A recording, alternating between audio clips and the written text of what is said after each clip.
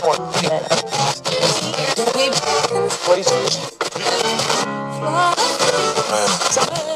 welcome to the podcast. This is the Surge Effect, and this podcast, well, it'll probably have an effect on you.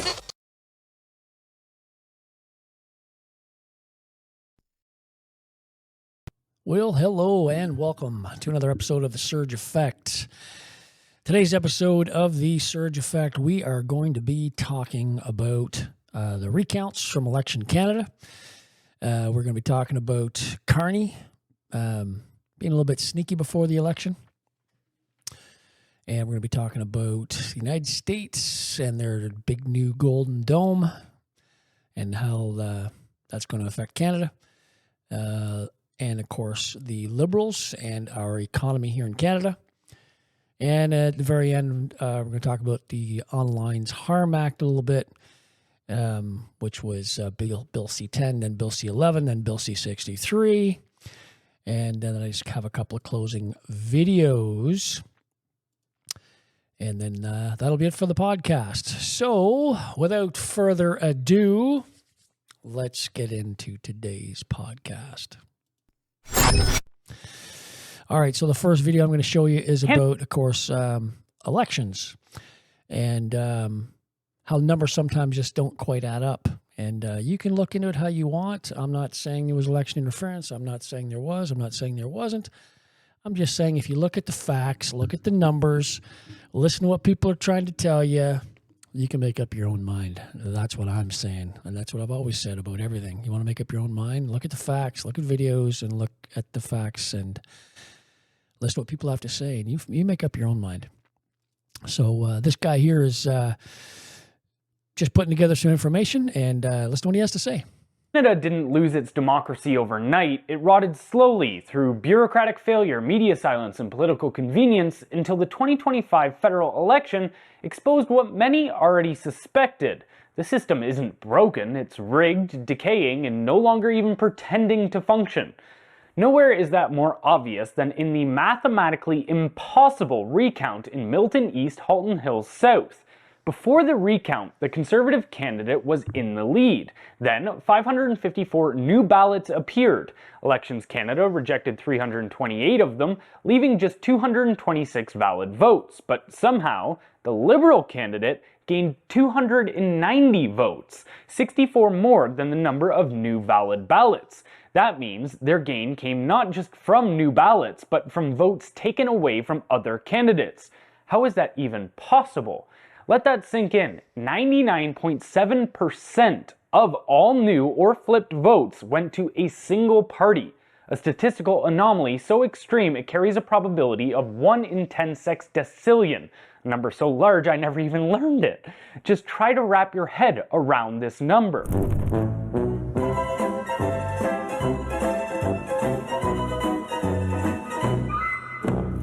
The Liberals gaining 99.7% of the recounted votes is the statistical equivalent of winning the lottery 7 times in a row.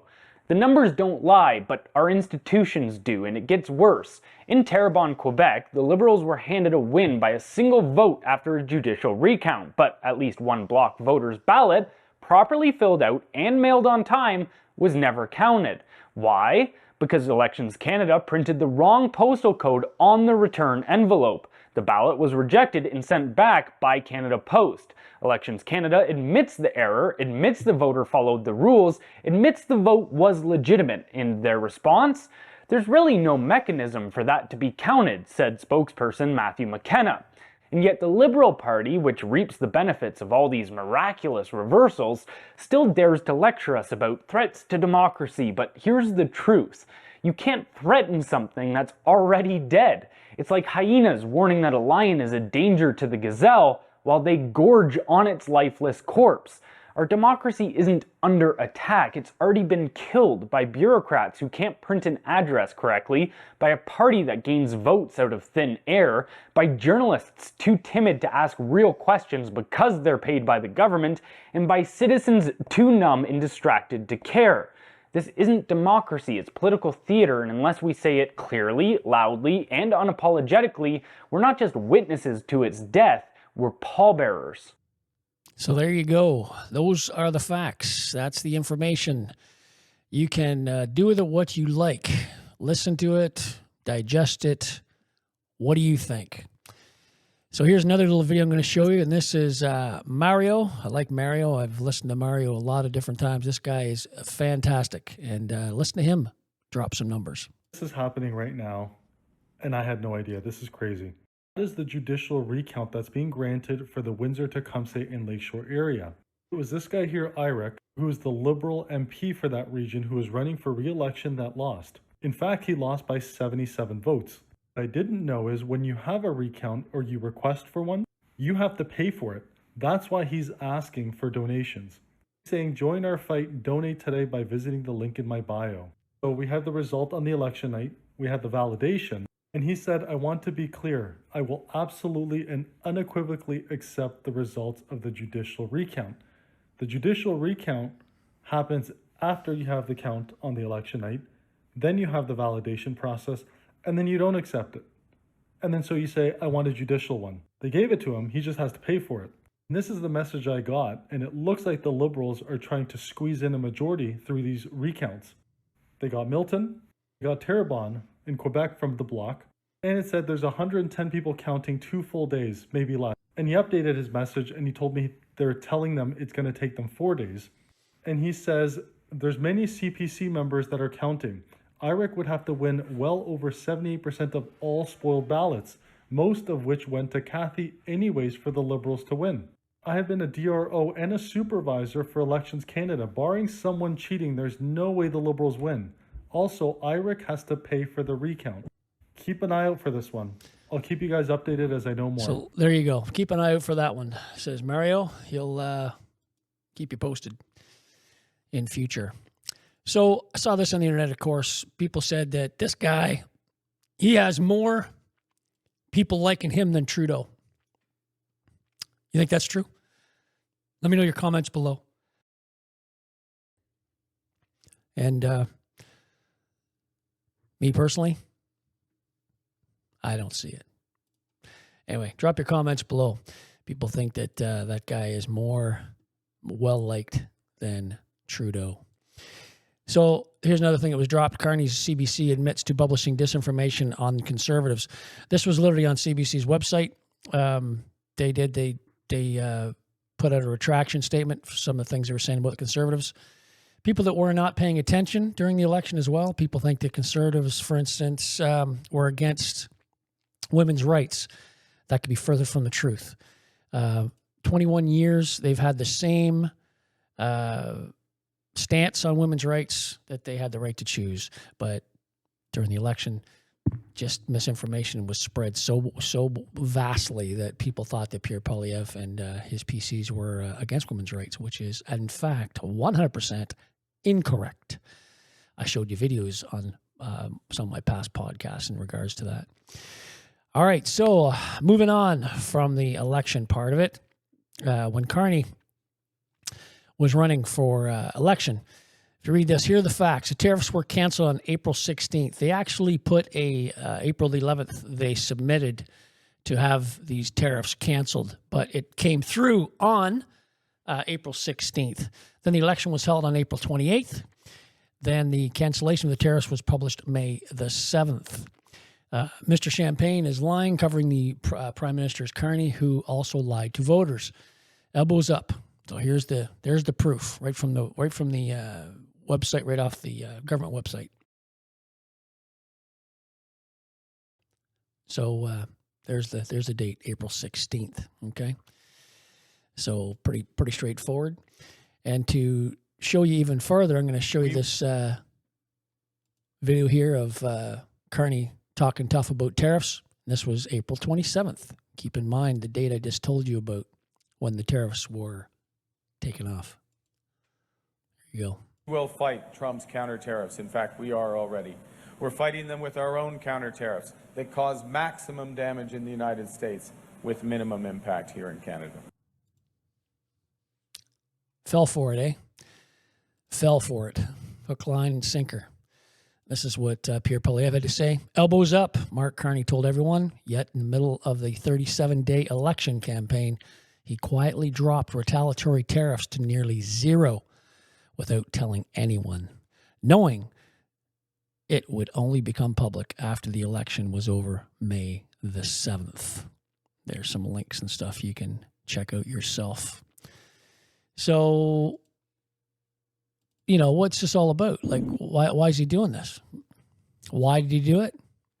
Who knows? Power to win, whatever, right?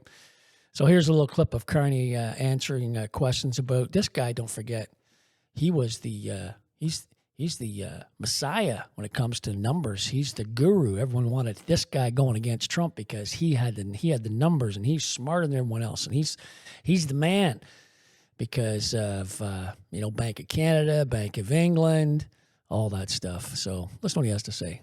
In English, please. There'll be a budget in the fall. In the short term, it's a very short parliamentary session that is coming up. The speech from the throne is on the 27th, as people know. The House is due to rise under the House's rules by the 20th of June, so it's really 3 weeks. We have some very clear priorities, which, as you know, from following those who followed the campaign, those who followed my remarks, those who followed my opening press conference, would include the federal government taking all the steps it can to help create one Canadian economy out of 13, in addition, initiatives such as the middle class tax cut. But there will be a budget in the fall. Abigail Beeman, CTV News. Yep. To that point, with your economic experience as a former governor of two central banks, Yep. why not present Canadians with a budget at the very first opportunity? Well, this is in fact based on my economic experience. There is not much value in my judgment, and it's considered judgment, and it's judgment based on experience, that there is not much value in trying to rush through a budget in a very narrow window, 3 weeks, with a new cabinet, effectively a new finance minister, just reappointed, but a new finance minister, rush that through. For example, The new finance minister. We'll talk about him in a minute. in advance of the NATO summit, which happens after Parliament rises. So the NATO summit, 23rd, 24th, that is going to be a very important event for the security of Canada, but also... So he just goes on and on. Basically, you can't do a budget, right? You can't put a budget out. And it's just not enough time. But he can go over to Rome and take a bunch of ministers with him, spend over $1 million of taxpayers' dollars to do it. That's okay. He can find time to do that. But in his wizardry, he can't find time to create a budget for the Canadian people. So we know where our money's going.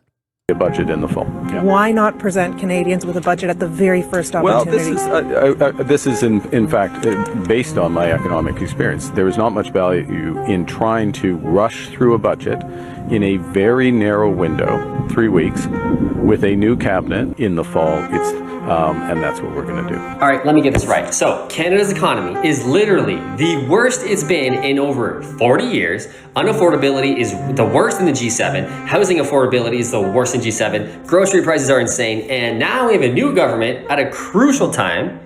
And they're saying we can't get a budget done in 3 weeks because it's summer vacation. And then we can't really do anything during summer vacation. So we're just going to wait until the fall. Buddy, if you truly cared to change things and make Canada better, which is what you ran on, elbows up. You don't get summer. You don't get summer vacation. Do you get summer vacation? Who here watching this gets 2 months off at a crucial time? Canada is literally sinking into shit. And we're gonna take summer. We earned it. We Liberals earned it. We've been here for the past 10 years, sunk the economy to shit. You dumb Canadians voted us again.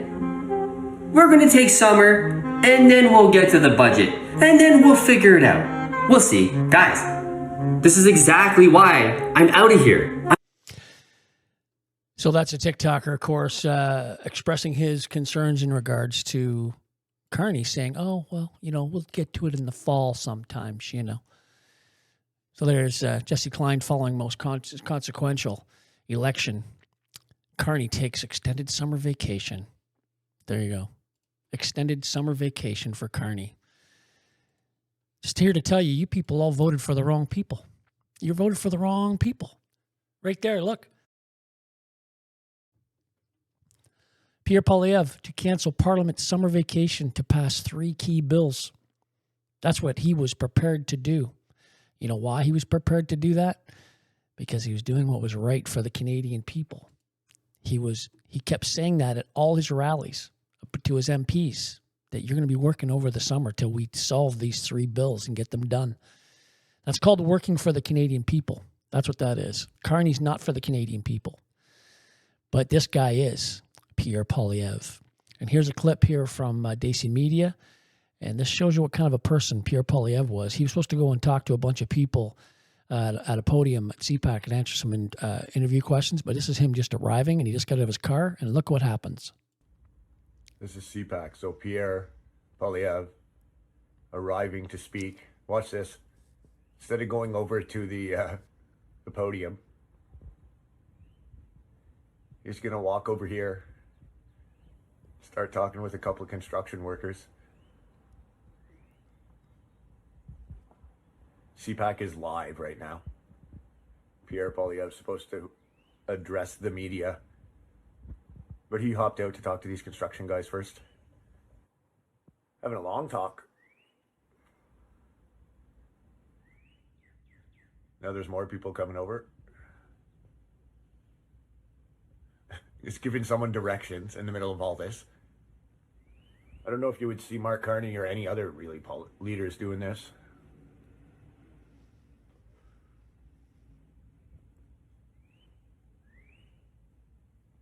More guys coming around to shake hands. So don't forget, this is Darcy Media here going, The or Daisy media is Media, all sorry, waiting Daisy for him Media. to come and give some remarks. Look at that. Interesting. Now he's going to come over to address. So that's Daisy Media. He just showed up to cover Pierre Poilievre to answer some questions and stuff, and he just happened to capture that when he got out of his car. That, my friends, is a true leader of the Canadian people. That's who should have been the Prime Minister, not Carney.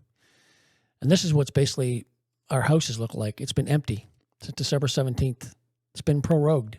Not a person, not an MP that we've paid hundreds of thousands of dollars a year to have sat there. Today is May 21st. Think about that. I'm going to read you this.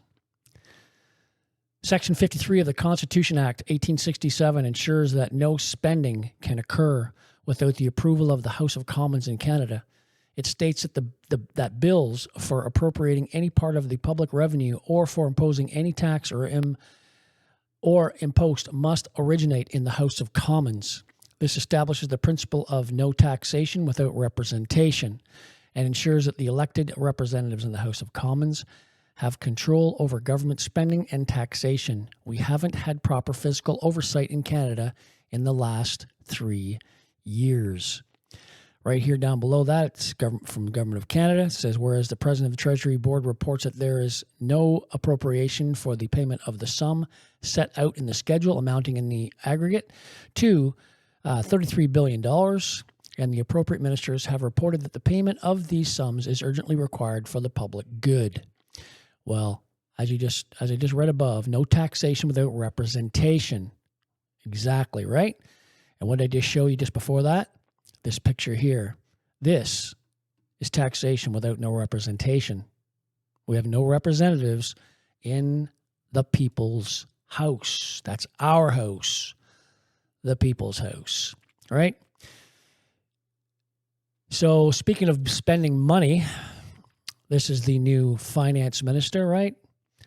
Francois Philippe Champagne in a peaceful Banff Rockies today, 21st of May, or 20th of May, sorry. This was yesterday. Canada vows to rebuild war-battered Ukraine. We're just going to keep dumping money into the Ukraine. Forget about Canada. Forget about what's going on in our country. Let's just keep dumping money into the Ukraine. He noted that the International Monetary Fund has estimated it will require $500 billion for Ukraine's reconstruction. There's a moral imperative for all of us to support our Ukrainian friends, they said, to make sure we bring an end to this conflict. Meanwhile, there's 5,000 people a week being killed there. But for some reason, we just keep throwing money at it, and that's going to stop that from happening, right? It's going to stop all the killing. Who's paying for all this? Who's paying? We can't even pay for our own military. We can't even pay, the homeless people. We can't pay for veterans that are in trouble. The list goes on and on. Our food is through the roof. Once again, you hear me saying the same thing over and over again in all my podcasts because it's true. So here, Canada wants to join the Golden Dome missile defense program, Trump says. And that was yesterday. That's right. Of course we want to join. Why wouldn't we want to join, right? And this is what Trump had to say about the Golden Dome. The Golden Dome is a protective defense system over the continent, basically. Well, over the country of the United States, but of course the continent of North America, of states and of Canada, and of course down the far south below that is Mexico. This is what Trump had to say yesterday in regards to the dome. Pleased to announce that we have officially selected an architecture for this state-of-the-art system that will deploy next-generation technologies across the land, sea, and space, including space-based sensors and interceptors. And Canada has called us, and they want to be a part of it. So we'll be talking to them. They want to have protection also. So as usual, we help Canada do the best we can. This design for the Golden Dome will integrate with our existing defense capabilities and should be fully operational before the end of my term. So we'll have it done in about 3 years. There you go. Saying, oh, we'll help Canada. We'll do the best we can, right? We're going to help Canada. There's our big brother again coming to help us out. Anyway, it's got a few more things to go over before I shut down the podcast here. Just wanted to show you again. I've showed you this before. This is our GDP for Canada. Real GDP per capita growth, 2015 Q1 to 2024 Q3. So basically 10 years, and this is what the Liberals have done to this country, 1.4%. Think about that, 1.4% GDP. It is so far in the tank, you can barely even see us down there at the bottom. And the Secret RCMP report warns Canadians may revolt once they realize how broke that they really are. How broke they really are. This was just dropped yesterday in the Post. And right from the get-go, the reporters, authors warned that whatever Canada's current situation, it will probably deteriorate further in the next 5 years. Isn't that something? We're just going to keep deteriorating. Just keep deteriorating. And look at this one. Canada is entering a recession and will soon bleed another 100,000 jobs, the TD chief economists say. That's the Globe and Mail. Isn't that something? Right? It's unbelievable. And here's another one. Canada's National Pension Fund portfolio is now nearly 50% of it is in the United States. Why is that? Where Canadian assets are only about 12% of the fund. Elbows up, Canada. Elbows up. Eh? So Canadian Pension Fund piles in the United States. Right? Because that's the way to go. Because the state's economy is booming. So that's where they want to put their money. So we're going to be closing this off pretty soon. And this is Carney. He's hinted that his Liberal government will bring back some iteration of Trudeau's tyrannical, there is no other word for it, Bill C-63, the Online Harms Act. He made mention of this when he was running.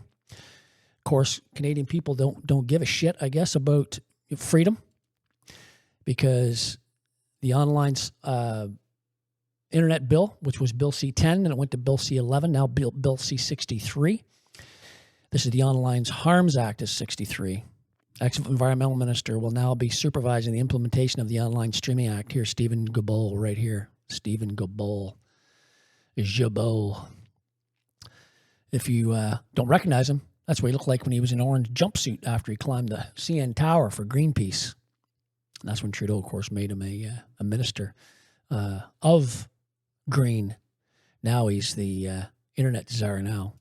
So here he is being asked a few questions in regards to the Internet Regulation Bill. Listen to some of this. About spending obligations, spending requirements. It's not about content moderation. So I'm going to flip the question for a moment here, Minister, because it was important enough to put that exclusion there in the first place. Now it's gone. Why was it important in the first place to put it there? We're not interested. I mean, it's not what the bill is about. I mean, I hear you saying you're not interested, but there literally was an exclusion that was put in the original iteration of that bill, the thing that was reviewed, and then it got to committee, and bingo, bango, bongo, the exclusion is gone. So why was it important to put it there in the first place, such that now the committee has removed it?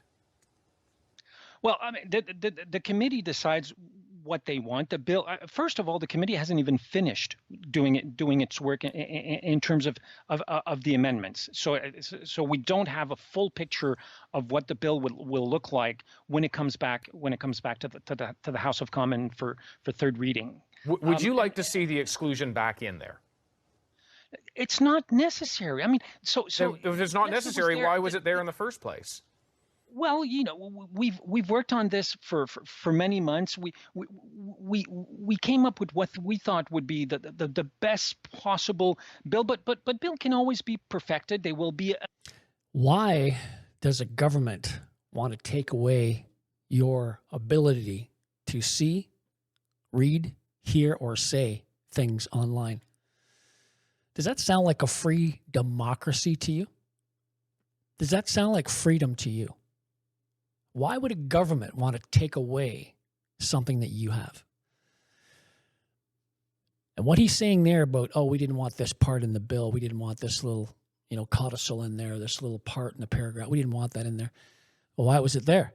And not only that, I've had friends of mine from the States send stuff to me, post stuff to me in social media. I can't even read because it says, because of the Online Act, I can't read it. I can't read that news article sent to me from the States. Think about that. It's the tip of the iceberg. Tip of the iceberg. And it's just going to continually get worse. Right? It's not going to get better. Once you take stuff away, they're never going to give it back. Ever. Just the way it works. So here's something that was interesting I came across. Listen to this. The government to consider legislative amendments to include heavier fines imposed on firms that shift production, the ability to seize assets of companies, as well as restricting imports from corporations and companies that offshore Canadian investment and jobs. This may sound heavy-handed. That's because it is. And that's because this is the fight of our lives. We must take a stand now, as the bleed has already begun. Fair trade is a two-way street, and companies that operate in Canada cannot for a second believe they can act with impunity for following orders issued by the President of the United States. So here, this little clip is in regards to companies that are going to the States, that they want to try to pass something to penalize people for going to the States. They want to penalize them. Right? They want them to stay in Canada. They don't want them to go off somewhere else. Once again, does that sound like freedom to you?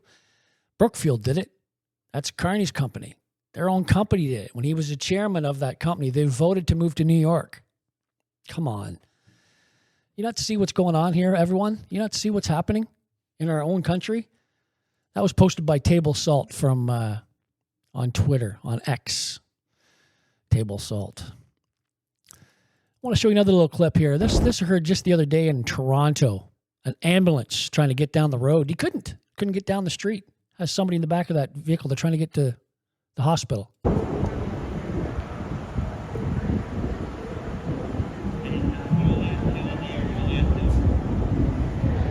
Oh, look. I can't seem to get through.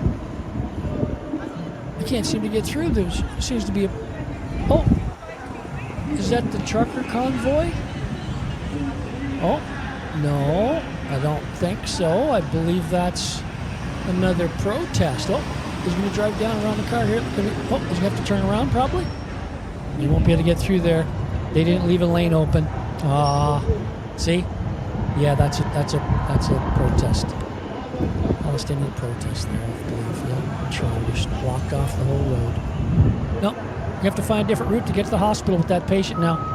That's what they're going to have to do. This is disgusting, but yet nothing will get done. But yet here you have a system where people were charged with mischief. And the trial went on still. It's still going on. Chris Barber hasn't even had a chance to talk yet. I think he's talking today, I believe. Today and tomorrow. He hasn't even had a chance to talk. They charged him with mischief. It's been going on for 3 years, almost 4 years. Millions of dollars of tax money and everything else for mischief. Longest mischief trial in the Commonwealth ever. You people not see what's going on? It's unbelievable. Here's another thing to look at. This is what the government's trying to push. Made for mental health. Made for mental health illness is set to go into effect in March 2027.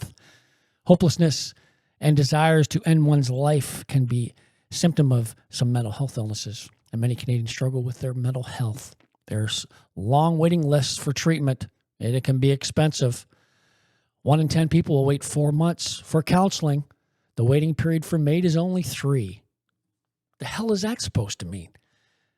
There's a longer wait to get counseling and the less wait to basically check out, and you can do that? Wow.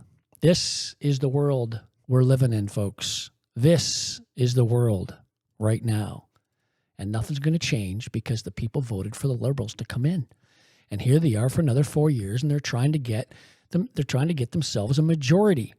That's what they're trying to do. It's disgusting.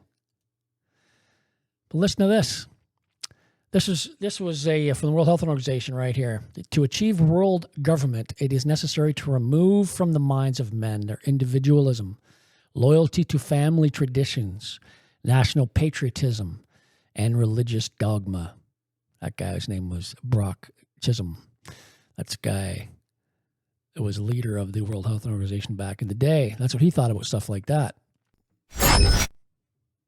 So there you have it, folks. You can look at any of these numbers the way you want. Like I said, you look at everything I said the way you want it. But this is the world that we live in because of decisions that people in this country made. That's the way it works. Anyway, that's today's podcast, everyone. Hope you enjoyed it. About 30 minutes in, far too long. Anyway, until next time, everyone, keep moving forward. Keep moving forward. Thank you for subscribing. Thanks for liking. Don't forget to share. Much appreciated. And until next podcast, everybody, cheers.